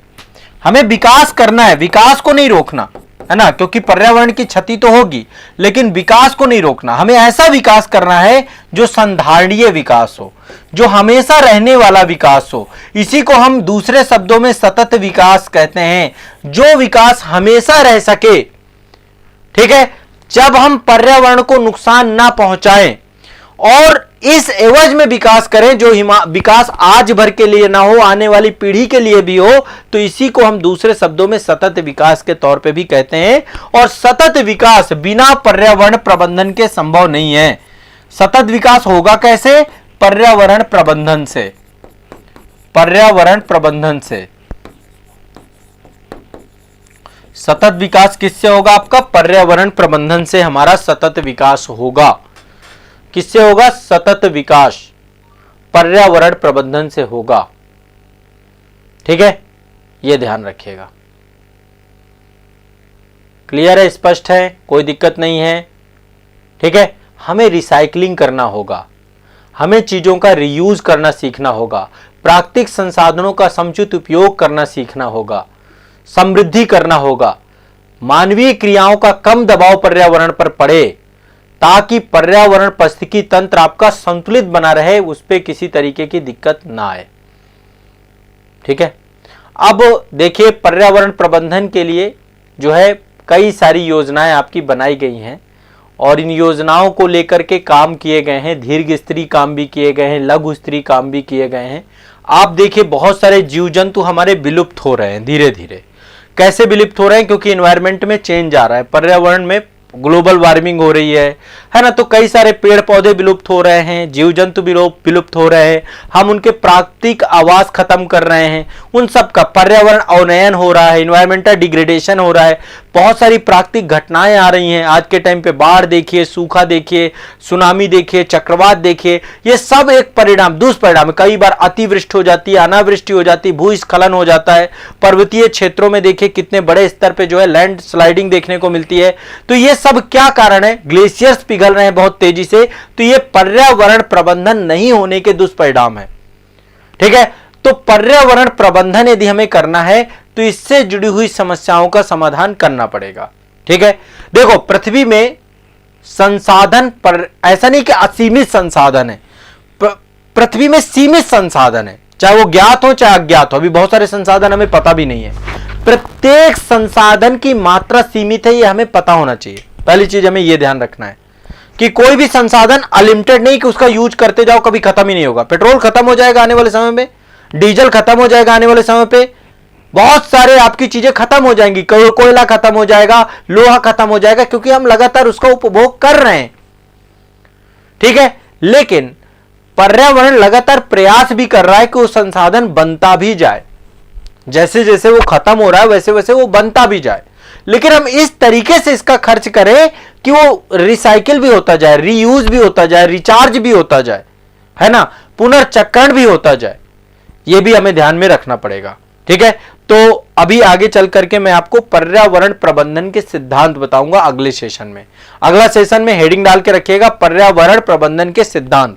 कौन कौन से पर्यावरण प्रबंधन में सिद्धांत होते हैं, ये match the following question UPSC में पूछे जाते हैं। बहुत सारे लोग इन्वायरमेंट में बहुत सारी चीजें पढ़ते रहते हैं, लेकिन ये भी एक टॉपिक है, ये ध्यान रखिएगा, ये टॉपिक से भी क्वेश्चन आपके बनते हैं। ठीक है, चलिए आगे चलते हैं। हाँ, अगला चलते हैं, अगला टॉपिक है आपका जनरल साइंस। देखो जनरल साइंस में पिछले टॉपिक में मैंने आपको सेल को लेकर के एक डायग्राम बनाया था। मैंने आपको बताया था कोशिका दो प्रकार की होती हैं, मानव कोशिका आपकी जंतु कोशिका होती है और पादप कोशिका होती है। ठीक है, पहले तो हमने प्रोकैरियोटिक यूकैरियोटिक कोशिकाएं देखी थी। प्रोकैरियोटिक कोशिकाएं अविकसित पूर्ण विकसित नहीं होती हैं, और वो माफ करिएगा यूकैरियोटिक कोशिकाएं जो आपकी होती हैं वो आपको जो है पूर्ण विकसित नहीं होती। प्रोकैरियोटिक यूकैरियोटिक में इनको बांटा था। ठीक है, ये आपकी है, एक आपकी ये पादप कोशिका है, ये आपकी जंतु कोशिका है, ये आपकी यूकैरियोटिक कोशिकाएं हैं। ठीक है, जहां पे पूर्ण विकसित कोशिकांग पाए जाते हैं। ठीक है, तो यहां पे एक डायग्राम मैंने कल के सेशन में आपको बताया था। कोशिका को तीन जो है हमने चीजें देखी थी। एक तो कोशिका भित्ति, ये पादप कोशिका में पाई जाती है, जीव द्रव्य, ठीक है, और रिक्तिकाएं, ये भी पादप कोशिका में पाए जाते हैं। जीव द्रव्य में मैंने आपको बताया एक तो कोशिका द्रव्य होता है जिसको हम क्या बोलते हैं, कोशिका द्रव्य को साइटोप्लाज्म बोलते हैं। ठीक है, और आपका केंद्रक होता है। तो जो साइटोप्लाज्म होता है उसमें कई सारे सक्रिय कोशिकांग होते हैं, जैसे लाइसोसोम, जैसे राइबोसोम्स, जैसे लवक, है ना, जैसे माइटोकॉन्ड्रिया, जैसे गोल्जीकाय, जैसे तारकाय, जैसे इंडोप्लाज्मिक रेटिकुलम, ऐसे करके कई सारे आपके जो है ये कोशिकांग पाए जाते हैं किसी भी कोशिका के अंतर्गत। देखिए कोशिका है तो यहाँ पे कितने सारे कोशिकांग हैं, है ना, हरित लवक पाया जा रहा है, केंद्रक पाया जा रहा है, गाल्जी बॉडी पाया जा रहा है, केंद्रीय झिल्ली पाई जा रही, प्लाज्मा झिल्ली पाई जा रही, कोशिका भित्ति पाई जा रही, माइटोकॉन्ड्रिया पाया जा रहा है, राइबोसोम पाया जा रहा है ना, अंतःप्रदब्बी जालिकाएं पाई जा रही हैं, कोशिका द्रव्य पाया जा रहा है। यहाँ यही चीज आप जंतु कोशिका में देख सकते हैं। ठीक है, जंतु कोशिका में भी केंद्रक से लेकर के इंडोप्लाज्मिक रेटिकुलम है, आपका माइटोकॉन्ड्रिया है, गाल्जी बॉडी है, सेंट्रोसोम है ना, तारकाय है ना, कोशिका द्रव्य है, माइटोकॉन्ड्रिया, सारी चीजें यहाँ पर पाई जाती हैं। अब इसके बाद देखिए मैंने आपको बताया था जीव द्रव्य के अंतर्गत कोशिका द्रव्य और केंद्रक। अब केंद्रक की बात करें तो केंद्रक में दो चीजें होती हैं, एक तो केंद्रक कला होती है जिसको हम बोलते हैं न्यूक्लियर मेम्ब्रेन, और दूसरा होता है न्यूक्लियोप्लाज्म। दो चीजें होती हैं इसमें, एक तो आपकी केंद्रक कला होती है केंद्रक कला होती है। अभी इनको मैं बाद में एक एक करके अलग अलग डायग्राम से आपको समझाऊंगा। दूसरा इसमें होता है केंद्रक कला और दूसरा जो आपका होता है केंद्रक द्रव्य। केंद्रक द्रव्य, केंद्रक को अलग से डिटेल में पढ़ेंगे, ठीक है। अब केंद्रक कला की बात करें यदि हम, तो केंद्रक कला में आपका जो है जो केंद्रक कला है, इसके बाद यहां पे केंद्रक द्रव्य में कई सारे पदार्थ पाए जाते हैं। केंद्रक द्रव्य में क्या क्या पाए जाते हैं? केंद्रक द्रव्य में एक तो आपके गुणसूत्र पाए जाते हैं जिनको हम क्रोमोसोम कहते हैं। क्रोमैटिन धागे पाए जाते हैं, क्रोमैटिन धागे को ही न्यूक्लियर रेट जो है क्रोमैटिन जाल कहते हैं, न्यूक्लियर जो है रेटिकुलम, है ना। और केंद्रिका पाई जाती है यहां पे। तो एक आपका यहां पे क्रोमैटिन धागे पाए जाते हैं, क्रोमैटिन जाल या क्रोमैटिन धागे या फिर क्रोमैटिन जाल भी कहा जाता है इनको। क्रोमैटिन जाल पाया जाता है और साथ ही यहां पे केंद्रिका पाई जाती है, केंद्रिका पाई जाती है, ठीक है। यदि हम केंद्रीय जाल की बात करें कि केंद्रीय जाल में गुणसूत्र पाए जाते हैं, आपके क्या पाए जाते हैं? गुणसूत्र, ठीक है। और गुणसूत्र में ही आपके जो है डीएनए होते हैं, है ना। यहां पर गुणसूत्र पाए जाते हैं। गुणसूत्र आपको पता है, यदि मानव की बात करें तो मानव में 23 जोड़ा गुणसूत्र पाया जाता है, 22 जोड़ा प्लस XY, ठीक है, या 22 जोड़ा प्लस XX, ठीक है। महिला में XX पाए जाते हैं, पुरुष में XY पाए जाते हैं। ये मैं आपको बाद में डिटेल में आपको समझा दूंगा, ठीक है। इसकी हम बाद में बात करेंगे। तो क्रोमैटिन जाल जो है इसमें आपका जो है गुणसूत्र पाए जाते हैं और गुणसूत्र में होते हैं आपके डीएनए। क्या होते हैं? आपके डीएनए होते हैं इसमें। गुणसूत्र में क्या होते हैं? डीएनए होते हैं। बहुत सिंपल सा है, कोई इसमें बहुत ज्यादा चीजें नहीं करनी। और डीएनए ही आपकी जो है शारीरिक पहचान होती है, कोडिंग होती है एक तरीके से। कोडिंग, आपके चेहरे का जितना भी कोड है यहीं पे लिखा हुआ है, ठीक है। आपकी शकल, शरीर का एक एक हिस्सा यहां पे कोड किया गया है, ठीक है। तो इसको लेकर के भी बहुत सारी चीजें हम लोग डिस्कस करेंगे फ्यूचर में।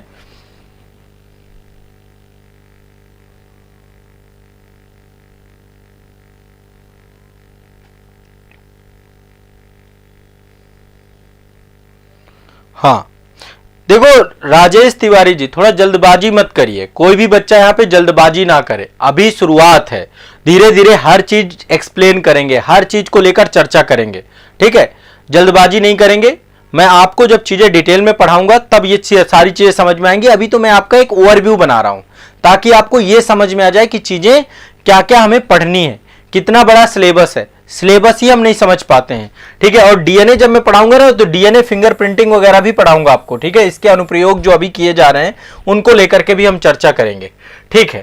तो ये आपका केंद्रक के अंतर्गत हम लोग चीजों को पढ़ेंगे। अब यहां पे हमने देखा था जब कोशिका द्रव्य, तो कोशिका द्रव्य में कई सारे सक्रिय कोशिकांग पाए जा रहे थे और निष्क्रिय पदार्थ भी कई सारे यहां पर पाए जाते हैं, ठीक है। निष्क्रिय पदार्थ में कई सारे संचित खाद्य पदार्थ भी यहां पर होते हैं, जैसे कार्बोहाइड्रेट है, वसा है, तेल है, प्रोटीन है, एमाइड्स हैं, वो भी यहां पर हमें देखने को मिलते हैं, ठीक है। कई सारे जो है उत्सर्जी पदार्थ होते हैं, कई सारे स्रावी पदार्थ होते हैं। तो ये सारी चीजें यहां पर पाई जाती हैं कोशिकांग के अंतर्गत। कई सारे सक्रिय पदार्थ होते हैं, कई सारे आपके निष्क्रिय पदार्थ होते हैं, ठीक है। तो उनको लेकर के हमारी चर्चा क्लास में होगी। जो रिक्तिकाएं होती हैं, ठीक है, आज मैं केवल आपका ये वाला सेगमेंट में इतना ही बताऊंगा, बाकी फिर मैं आपको डिटेल में बताऊंगा। रिक्तिकाएं ये आपकी केवल पादप कोशिका में पाई जाती हैं और इसमें रिक्तिका रस भी होता है और टोनोप्लाज्म भी होता है। टोनोप्लाज्म और इसमें रिक्तिका रस पाया जाता है। रिक्तिका रस पाया जाता है, ठीक है। रिक्तिका रस पाया जाता है। अब इनको एक एक करके हम एक्सप्लेन करेंगे। आने वाले सेशंस में आप साथ में रहिएगा, एक एक चीज मैं आपको एक्सप्लेन करूंगा और गति से आपको चीजें करवा दूंगा, ठीक है। अब चलिए चलते हैं, अगला टॉपिक है आपका अर्थव्यवस्था। अर्थव्यवस्था में मैंने आपको जो इस बार चैप्टर उठाया है वो है अवसंरचना का, आधारभूत ढांचे का, है ना। आधारभूत ढांचे का टॉपिक मैंने आप लोगों को लिया है और कल मैंने आपको बताया था कि किसी भी देश के लिए वहां की अवसंरचना ही सर्वोपरि होती है। यदि आधारभूत संरचना ही नहीं होगी तो उस देश का क्या डेवलपमेंट होगा? कोई डेवलपमेंट ही नहीं होगा। जिस देश का जो है इंफ्रास्ट्रक्चर ज्यादा अच्छा होता है उस देश की आर्थिक और सामाजिक दोनों प्रकार की समृद्धि होती है। और इंफ्रास्ट्रक्चर में मैंने आपको बताया था सभी प्रकार का इंफ्रास्ट्रक्चर आता है, चाहे इकोनॉमिक हो चाहे, तो इसमें हमने बताया था सड़क भी होनी चाहिए, रेल भी होनी चाहिए, बंदरगाह भी होने चाहिए, हवाई अड्डे भी होने चाहिए, बांध भी होने चाहिए, बिजली घर भी होने चाहिए, तेल व गैस पाइपलाइन होनी चाहिए, ऑप्टिकल फाइबर लाइन होनी चाहिए, दूर संचार सुविधाएं होनी चाहिए, स्कूल होने चाहिए, कॉलेज होने चाहिए, शैक्षणिक संस्थान होने चाहिए, अस्पताल होनी चाहिए, स्वास्थ्य सुविधाएं होनी चाहिए, पेयजल, सफाई, बैंक, बीमा, वित्तीय संस्थाएं, मुद्रा प्रणाली, सब कुछ मिला दे तब किसी देश का डेवलपमेंट बनता है। आज हम अमेरिका की बात करते हैं, आज हम दुबई की बात करते हैं, वहां पे क्या है, सड़कें हैं और गतिशील है ना, चीजें क्या है, प्रॉपर बनी हुई हैं। इस कारण से उनकी बात करते हैं, स्वच्छता बहुत ज्यादा है ना, सफाई बहुत ज्यादा है, बड़ी बड़ी बिल्डिंगें बनी हुई हैं, इंफ्रास्ट्रक्चर है, रोड बनी है, सड़कें बनी है, रेल नेटवर्क है, सब कुछ जुड़ा हुआ है। तो जब चीजें जुड़ी होंगी तब कोई दिक्कत ही नहीं होगी। तो आधारिक संरचना किसी भी राष्ट्र के लिए, उसके डेवलपमेंट के लिए बेसिक इंफ्रास्ट्रक्चर का होना सबसे ज्यादा जरूरी है। आधारिक संरचना ही वो सहयोगी प्रणाली है जिसमें किसी आधुनिक अर्थव्यवस्था का, कुशल कार्य प्रणाली का निर्भर होती है। यदि आपका बेसिक इंफ्रास्ट्रक्चर अच्छा नहीं है तो आप का कोई फायदा नहीं। अभी जैसे देखिए शहरों को अब क्या किया, मेट्रो रेल बना दी गई। मेट्रो रेल से दो तीन कारण है, एक तो बहुत तेजी से ट्रांसपोर्टेशन होता है मेट्रो रेल में, दूसरा जो भीड़ भाड़ की समस्या है, जो ट्रैफिक की समस्या है, उसका पूर्ण निजात प्राप्त हो जाता है, तीसरा पूरे शहर को इंटरकनेक्टेड कर दिया जाता है, आप बहुत कम समय में पूरे शहर में कहीं भी जा सकते हैं। तो मेट्रो रेल अपने आप में एक बड़ा बेसिक इंफ्रास्ट्रक्चर है किसी भी शहर के लिए, है ना। तो धीरे धीरे क्या हो रहा है, शहरों को इस तरीके से डेवलप हमें करना है, ठीक है। और इसको लेकर के सरकार भी काम करती है और सरकार के साथ साथ सरकार पीपीपी मॉडल का भी उपयोग करती है। सार्वजनिक निजी भागीदारी के तहत भी बेसिक इंफ्रास्ट्रक्चर को डेवलप किया जाता है। इसके लिए अभी आपको पता है पीएम गति शक्ति योजना भी प्रारंभ की गई है और पीएम गति शक्ति योजना में यही इंफ्रास्ट्रक्चर तो डेवलप करना है, समझिए। अब देखिए अभी हम क्या कर रहे हैं, मैं थोड़ा सा एक डेटा आपको बता रहा हूं। हम आधारभूत संरचना को भी बहुत तेजी से लेकर के अपने डेवलप करने जा रहे हैं। हम रोड भी बना रहे हैं, हम सड़कें भी बना रहे हैं, हम एयरपोर्ट भी बना रहे हैं, हम पोर्ट भी बना रहे हैं, है ना। हम सारी चीजों को डेवलप करते हुए जा रहे हैं। भारत में अभी हम टोटल जो जीडीपी है उसका 30% हम निवेश कर रहे हैं अपने आधारभूत संरचना को डेवलप करने का। कुल जीडीपी का 30% हम उपयोग कहां पे कर रहे हैं, अपने आधारभूत ढांचे को बनाने के लिए। अभी बहुत कम है, चीन बहुत ज्यादा यूज करता है, इंडोनेशिया काफी ज्यादा यूज करता है, ये छोटे छोटे पड़ोसी देश है। अमेरिका कितना ज्यादा यूज करता है, उनका जीडीपी का साइज भी काफी बड़ा है। तो हमारी अर्थव्यवस्था को आधारभूत संरचना, देखिए भारत सरकार ने टारगेट रखा कि हमें 5 ट्रिलियन इकोनॉमी ले जाना है ना। तो 5 ट्रिलियन इकोनॉमी कब बनेगी, जब हमें अपने देश की इकोनॉमी को बूस्ट करना होगा तो उसके लिए बेसिक इंफ्रास्ट्रक्चर चाहिए होगा। बिना बेसिक इंफ्रास्ट्रक्चर के ना तो कोई इंडस्ट्री आएगी, भाई बिजली ही नहीं होगी तो क्या होगा, सिंचाई ही नहीं होगी तो एग्रीकल्चर नहीं होगा, परिवहन नहीं होगा तो आयात निर्यात गड़बड़ हो जाएगा। तो बुनियादी आधारिक सेवाएं बहुत जरूरी हैं यदि आप अपनी अर्थव्यवस्था को जो है, जितनी भी अर्थव्यवस्थाएं आज के टाइम पे हैं जिनको हम डेवलप्ड इकोनॉमी कहते हैं, वहां पर आधारभूत ढांचा उच्च स्तर का है, ठीक है। अब देखिए धीरे धीरे क्या हो रहा है, धीरे धीरे हमारे देश में हुआ क्या, एग्रीकल्चर सेक्टर पे पहले पूरा का पूरा दारोमदार था। ज्यादा आबादी, लगभग 60% से ज्यादा आबादी जो है आज भी कृषि क्षेत्र में आपकी जुड़ी हुई है, ठीक है। अब कृषि क्षेत्र के बाद दूसरा आता है द्वितीयक क्षेत्र, जिसे हम उद्योग कहते हैं। अर्थव्यवस्था से यहां से शिफ्ट हो जाते हैं लोग, एग्रीकल्चर से उद्योग में आ जाते हैं। लेकिन हमने किया क्या, हम कृषि से सीधा सेवा सेक्टर पे आ गए। आमतौर पर जो विकसित अर्थव्यवस्थाएं हैं पहले कृषि से उद्योग, उद्योग से सेवा सेक्टर पे आती हैं। भारत ने सीधा छलांग लगा दी, उद्योग को छोड़ दिया। क्यों, क्योंकि बेसिक आधारभूत ढांचा नहीं था। आप इसका रीजन जानना चाहेंगे, इसका रीजन है आधारभूत ढांचे का अभाव। चीन ने क्या किया, चीन ने सर्विस सेक्टर के बाद एग्रीकल्चर सेक्टर में चला गया। देखो डेवलप्ड इकोनॉमी धीरे धीरे सर्विस सेक्टर में आ जाती है, लेकिन हम सीधा एग्रीकल्चर से सर्विस सेक्टर में मूव क्यों कर गए, क्योंकि हमारे यहां पे आधारभूत ढांचा नहीं था। अब जाकर के सरकार आधारभूत ढांचे को लेकर काम कर रही है। अब जाकर made in India, make in India, stand up India, startup India, entrepreneurship, विदेशी कंपनियों के लिए जो है निवेश, विभिन्न मुद्दों को लेकर के चर्चा हमारे देश में हो रही है। तो अब धीरे धीरे क्या हो रहा है, एग्रीकल्चर की हिस्सेदारी जीडीपी पे कम हो रही है, एग्रीकल्चर पे दबाव कम हो रहा है, ठीक है। धीरे धीरे लोग कहां शिफ्ट हो रहे हैं, सर्विस सेक्टर पे तो शिफ्ट है ही है। साथ साथ उद्योग को लेकर के भी भारत में एक माहौल डेवलप होता जा रहा है और ये सब कुछ बनेगा आधारभूत ढांचे से।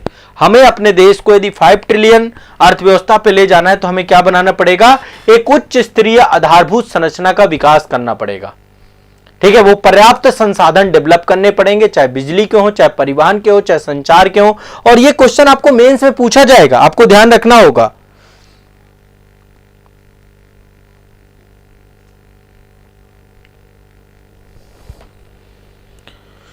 ठीक है, देखिए यहां पे क्लास की गति तेज रहेगी, मेरी क्लास की गति आपको पकड़नी पड़ेगी। आप एक चीज ध्यान रखिएगा, आराम से पढ़ना है तो फाउंडेशन बैच है। यहां पे तो देखो रिवीजन कराना है, इतना बड़ा सिलेबस का रिवीजन कराना, इतना दारोमदार मैंने आपको ले लिया है तो मैं तो स्पीड में रहूंगा। अब मेरी स्पीड को पकड़ना आपका काम है। ठीक है, आप भी मेरी स्पीड को उसी तरीके से पकड़ के चलिए, फिर आपको फायदा होगा, है ना। कोई दिक्कत नहीं। देखो जितना आराम आराम सुस्त होते जाओगे ना, दिमाग भी उतना सुस्त होता जाएगा। जितना गति पकड़ोगे उतना ज्यादा दिमाग आपका फास्ट चलेगा, है ना। तो ये अच्छा है। अब अवसंरचना में मैंने आपको 2 तरीके के इंफ्रास्ट्रक्चर को बताया, एक है आपका आर्थिक और दूसरा है आपका सामाजिक। सामाजिक अवसंरचना, दोनों का रोल है, ध्यान रखिएगा। जब तक दोनों नहीं होंगे तब तक विकास नहीं होगा, दोनों होगा तभी विकास होगा। आर्थिक वृद्धि भी होनी चाहिए और सामाजिक समृद्धि भी होनी चाहिए, तभी विकास होगा। इसको हम बोलते हैं मात्रात्मक प्लस गुणात्मक। मात्रात्मक प्लस गुणात्मक। जैसे मैं एग्जांपल के तौर पे देता हूं, मान लीजिए आपका परिवार है ना, और आपके परिवार में आमदनी बहुत बढ़ गई। मान लीजिए घर पे जो है बहुत पैसा है, खूब पैसा है, जमीन जायदाद सब कुछ है, लेकिन शिक्षा नहीं है, कोई शिक्षित ही नहीं है ना। बीमार पड़े हैं, स्वास्थ्य नहीं है, न शिक्षा है न स्वास्थ्य है। तो मात्रात्मक तौर पे तो वृद्धि हो गई, लेकिन गुणात्मक तौर पे वृद्धि नहीं हो पाई। तो क्या हुआ आपका, ये विकास नहीं आएगा, है ना। इसमें विकास नहीं, समृद्धि हुई। विकास में दोनों पहलू जरूरी हैं। मान लीजिए देश की जीडीपी बहुत तेजी से बढ़ रही है, लेकिन है ना, देश में प्रति व्यक्ति आय बहुत तेजी से बढ़ रही है, देश में गरीबी रेखा से लोग नीचे उठ रहे हैं, ऊपर उठ रहे हैं, लेकिन क्या देश में एजुकेशन बढ़ रहा है, क्या देश में स्वास्थ्य की सेवाएं बढ़ रही हैं क्या? यदि ये बढ़ रही हैं तब तो विकास हो रहा है, यदि ये नहीं बढ़ रही हैं तो सिर्फ और सिर्फ समृद्धि हो रही है, बस। आप ये मान के चलिए, डेवलपमेंट करना है तो दोनों करना पड़ेगा, दोनों जरूरी है। ठीक है ना।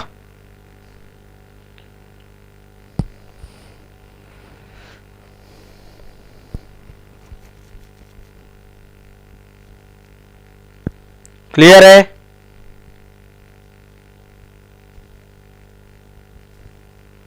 हाँ, कई सारे एग्जाम्पल हैं, जैसे केरल को देख लीजिए। केरल में देखा जाए तो उतना ज्यादा पैसा तो नहीं है केरल में, लेकिन ओवरऑल ठीक है वहां पे। लेकिन वहां पे साक्षरता दर उच्च स्तर की है, स्वास्थ्य उच्च स्तर का है ना। एजुकेशन वहां पे उच्च स्तर की है, और कानून व्यवस्था, लॉ एंड ऑर्डर उच्च स्तर का है, टूरिज्म उच्च स्तर का है, लोग भी अच्छे हैं, प्रति व्यक्ति आय भी अच्छी है।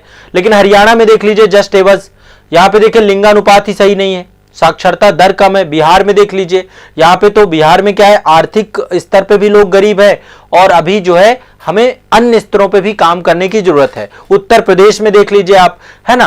तो कहने का तात्पर्य मेरा सिर्फ ये है कि दोनों स्तर पे हमें डेवलपमेंट करना है, role of social infrastructure versus role of economic infrastructure. जब ये दोनों इंफ्रास्ट्रक्चर आपके बेटर होंगे तब जाकर के आपके देश का पूर्ण विकास होगा। तो कल के सेशन में हम सामाजिक अवसंरचना की भूमिका को पढ़ेंगे।